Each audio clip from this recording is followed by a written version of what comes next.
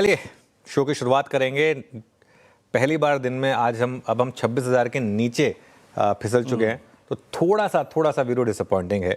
वैसे एक चीज़ बताऊं, मैं आज सुबह आई थिंक 400 पॉइंट के जब गिफ्ट निफ्टी की बात थी, हमने बात की थी कि अगर आप गिफ्ट निफ्टी में ट्रेड कर सकते हो तो वहीं प्रॉफिट बुक कर ले। काश ऐसा होता, पॉसिबल होता, क्योंकि 400 पॉइंट का तो गैप अप नहीं होना था। लेकिन वो जो 200 पॉइंट का गैप अप हुआ, 200-250 पॉइंट का भी, उसका भी ना टिक पाना कुछ हद तक डिसअपॉइंटिंग है, क्योंकि गैप अप हुआ लेकिन गैप अप के बाद आप टिके नहीं। लेकिन उसका एक कारण था फॉलो थ्रू बाइंग। आईटी को छोड़ दें अगर आप, देखिए बड़े गैप अप के बाद मार्केट को चलने के लिए फॉलो थ्रू बाइंग चाहिए।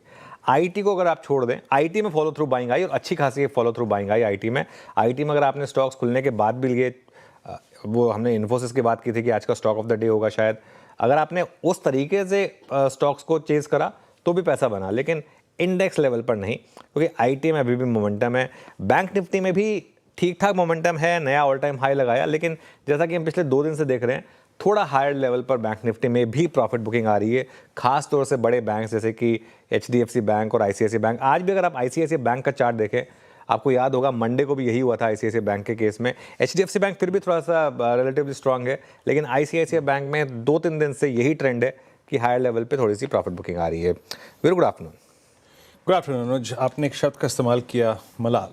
वो दलाल स्ट्रीट पे मलाल अगर ना हो कुछ ना कुछ रोज़, तो फिर बात ही क्या है। खैर अनुज, इंडेक्स में मलाल इस बात का कि हम 26,200 नहीं जा पाए, लेकिन अब इंडेक्स को अप्रोच कैसे करना चाहिए। 26,000 से हम नीचे स्लिप होते हुए, बैंक निफ्टी स्लिप होता हुआ थोड़ा सा, तो अभी वो लोग जो कि पोजिशनली कमिटेड हैं इस डायरेक्शन में, उनकी अप्रोच क्या होनी चाहिए, लेवल्स टू वॉच क्या रहेंगे इस क्लोजिंग के लिए अनुज? जी बिल्कुल, देखिए वीरू, अगर पोजीशनली लॉन्ग है तो बने रहें। देखिए आज नहीं हुआ 26,200, ऐसा नहीं है कि नहीं होगा, वो तो होना है। इसी महीने ना हो तो नवंबर में तो होना है, उसमें मतलब कुछ बचा नहीं है, वो तो matter of when and not if. और अभी तो मार्केट ने उससे कहीं हायर हाइज देखने हैं मार्केट ने। लेकिन आज थोड़ा एंटी क्लाइमैक्स रहा। एक होता है ना, एक आप इतनी ज़्यादा एक्सपेक्टेशंस के साथ उतरते हैं फील्ड में, उसके हिसाब से थोड़ा एंटी क्लाइमेटिक दिन रहा आज।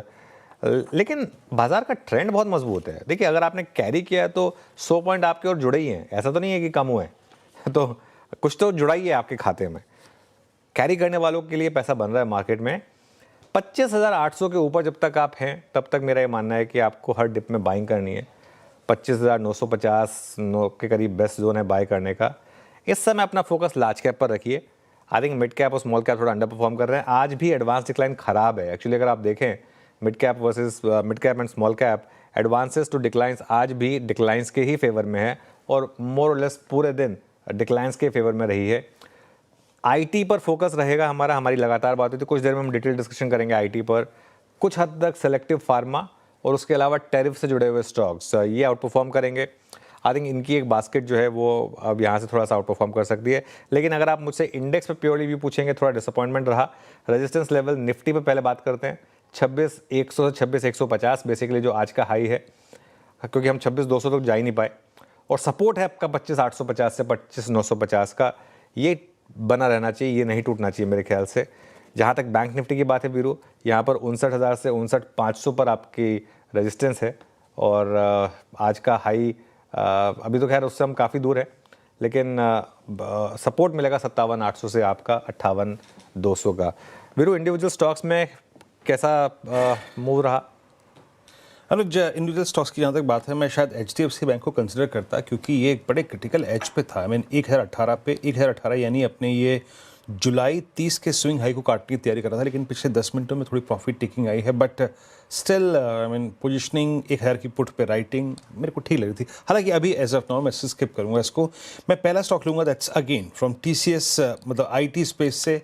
ये स्टॉक आज बड़ी कमांडिंग पोजीशन में 3,078 पे अबव 50 डे एक्सपोनेंशियल एवरेज, यानी बिल्कुल ठीक उसी अनुरूप में जैसे इंडेक्स ट्रेड कर रहा है, वैसे ये भी 50 डे माह के ऊपर अच्छा बिल्डअप 72 रुपये ऊपर आके ट्रेड करता हुआ, और ये ऑलमोस्ट 22 सितंबर के बाद अब तक की सबसे हाईएस्ट ट्रैजेक्टरी है। एक ये हो गया। दूसरा, बैंकिंग में कंसिडरिंग द फैक्ट कि हमें थोड़ा सा एक बेटर रिवॉर्ड के लिए जाना होता है कभी भी जब हम किसी ट्रेड या फिर किसी पुलबैक को पकड़ें। बंधन बैंक मेरे स्क्रीन पे आएगा 171, बहुत दिनों बाद, मेरे ख्याल से अगस्त 3rd वीक के बाद पहली बार ये सारे एवरेजेस के ऊपर आके ट्रेड करता हुआ। हमने ऐसा बैंकों में देखा, हमने फेडरल में देखा, एयू बैंक में देखा, हमने आरबीएल में देखा, मिड कैप बैंकिंग में बड़े ब्रेकआउट्स को बाजार ने चेज़ किया है। तो एक बंधन बैंक पे नज़र रखिएगा। ये 2 स्टॉक्स, ज़्यादा नहीं, 2 स्टॉक्स पर टिप्पणियां करूंगा सिर्फ यहाँ पे, क्योंकि थोड़ा सा अगर आप देखें तो इंट्राडे में कन्विक्शन की कमी है। लेकिन अनुज, मैं प्रश्न आपसे एक ये पूछना चाहता हूँ। पहले लेते हैं निफ्टी आईटी को, है ना। निफ्टी आईटी मतलब आज 50 डेमा के ऊपर, large cap IT, mid cap IT, सब में मूव। प्रश्न वही अनुज, जो हमारे रिलेशनशिप्स का एक बार फिर से पटरी पे लौट के आना, H1B वीज़ा, वो जो एक सेटबैक था आज से 20 दिन पहले, वो थोड़ा सा हमारे फेवर में फिर आता हुआ। आईटी को कैसे ट्रीट करना चाहिए, स्पेशली इन्वेस्टर्स को इस वक्त अनुज? बिल्कुल, देखिए वीरू, आज यही कारण था कि हमने आईटी में सबसे पहला हमारा बिग स्टॉक इन्फोसिस था, उसके अलावा HCL टेक और परसिस्टेंट। आज हमने 3 बिग स्टॉक लिए थे और एक हमने ये बात भी की थी कि अगर बड़े गैप अप को भी अगर किसी पर्टिकुलर स्पेस के थ्रू अगर आप चेज़ कर सकते हैं तो वो सिर्फ आईटी था। और उसका एक और कारण ये भी था क्योंकि आईटी में खासतौर से इन्फोसिस में 2-3 पॉजिटिव चीज़ें आ गई थी। वो बायबैक का रेशो, उसका एक्सेप्टेंस का साइज़ बढ़ जाना अपने आप, उसके अलावा वो जो H1B वीज़ा पर जो क्लैरिटी आई वो बोला आपने, और जो उसके अलावा तीसरा था आपका जो डोनाल्ड ट्रंप और प्राइम मिनिस्टर मोदी के बीच की जो बात हुई। देखिए, आईटी पर कभी भी डर टैरिफ का नहीं था, मतलब सर्विसेज टैरिफ से बाहर होती थी, लेकिन डर हमेशा था कि कहीं आ गया तो, कहीं रिश्ते और ख़राब हो गए तो, क्योंकि जितने बाकी सब सेक्टर्स में तो बाकी सब चीज़ें प्राइस में थी और आईटी के पास वैल्यूएशन कंफर्ट भी था। तो इस वजह से आई थिंक आईटी इस वजह से चला। और मेरा ये मानना है कि अभी इसमें आईटी में अभी भी आईटी एक्सट्रीमली ओवरसोल्ड है। मुझे लग रहा है कि और थोड़ी सी रैली बाकी है यहाँ पर आईटी में। और यहाँ इनफैक्ट मैं तो एक व्यू ये भी लूँगा कि आईटी ने काफ़ी समय से अंडर परफॉर्म किया है। ये साल हो सकता है कि कुछ सेलेक्टिव आईटी कंपनियां अच्छा करें। देखिए, टीसीएस भी नंबर्स के बाद चला नहीं था, जबकि मुझे टीसीएस के वो एआई इन्वेस्टमेंट्स वगैरह काफ़ी अच्छी लगी थी। अगर ये कंपनी अपने आप को एआई के हिसाब से अडॉप्ट कर लेती हैं तो मुझे लग रहा है कि यहाँ से आईटी लीड भी कर सकता है, ये भी पॉसिबिलिटी रहेगी बिल्कुल। ओके, आईटी लीड कर सकता है, इस बात की पॉसिबिलिटी है, बड़ी बात अनुज ने कही यहाँ पर। बट अनुज, इस बार निफ्टी बैंक आज ही ये इंडेक्स 58,500 58,600 का ऑल टाइम हाई क्रिएट करके लगाया, इस पे एक व्यू। और दूसरी बात, इस बार एक बड़ा इंटरेस्टिंग कॉम्बिनेशन है। At 1367 ICICI bank is below 200 day exponential moving average. इसकी थोड़ी कमी खल रही है। बट निफ्टी बैंक को कैसे ट्रीट करें इस वक्त, क्योंकि जिस प्रकार का मूव इस बार फेडरल ने दिया, एयू बैंक ने दिया, आरबीएल ने बैंक दिया, निफ्टी बैंक और स्टॉक स्पेसिफिक यहाँ पर टिप्पणी क्या रहेगी विद इन बैंकिंग? देखिए वीरू, निफ्टी बैंक में और स्पेशली आईसीआईसीआई बैंक के ना चलने का सिर्फ एक कारण है कि अब लोगों को लग रहा है कि 3.5 to 4 times price to book पर अब आईसीआईसीआई बैंक में यहाँ से मार्केट बीटिंग रिटर्न्स नहीं बनेंगे।